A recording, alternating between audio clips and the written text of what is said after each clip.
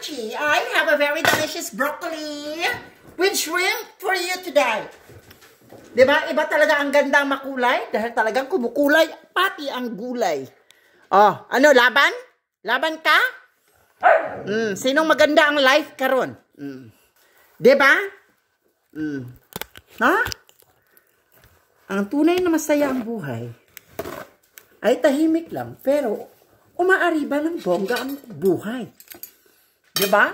Lami! Lami! Lami kayo! Diba? Mula nung nag-start ako mag-ricey, mga langga. Lami kayo.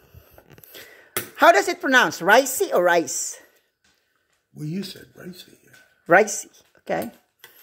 Wow! Hello, oy! Panalin po yung tao, no? Grabe, at mo kaon, ana. Murag, feeling ko, ikaw rin makahurot, ano, isa ka serve. Grabe, po na siya kaayo, oy. Diba, murag, di man siya ganahan mag-share sa ako ang kagwapa. Sana lang niya broccoli nga. Lamig kayo nga broccoli na ako ang giluto. Diba? Very yummy. Lami, eh? Lami. Diba? Lagyan natin ng sabaw.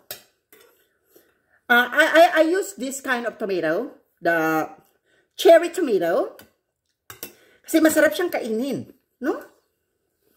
Masarap talaga kainin ng cherry tomato, guys. It's really yummy. Pag i-mix nyo sa food nyo, napaka-perfect. So, tikman agad natin ang cherry tomato. Huwag naman sana mapasok-pasok na naman aking gilagin. Kasi, diba, ang ingat. Go!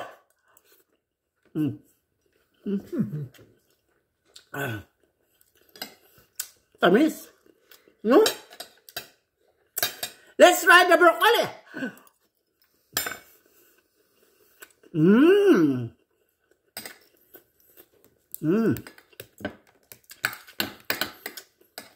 Iba talaga pag si Makulay magluto, no?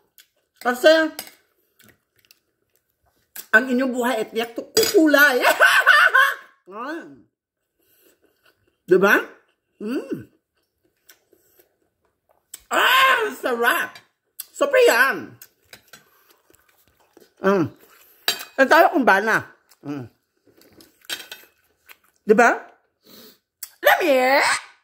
Lami man gudaya kayo. Pagkaon diha. Look at here. Shala. Pak. Diba? Yan lang ang samahang makulay na buhay si life. Perfect talaga. Ang saya-saya at walang katulad. No? Kaya, tara. Samahan nyo kaming kumain. Kung ano man ang ulam nyo, i-comment nyo sa baba. Para, basahin ko baka yun ang iluluto ko next time. Go! Once again, we are Makulay na Buhay, USA Live. Love you all. Bye!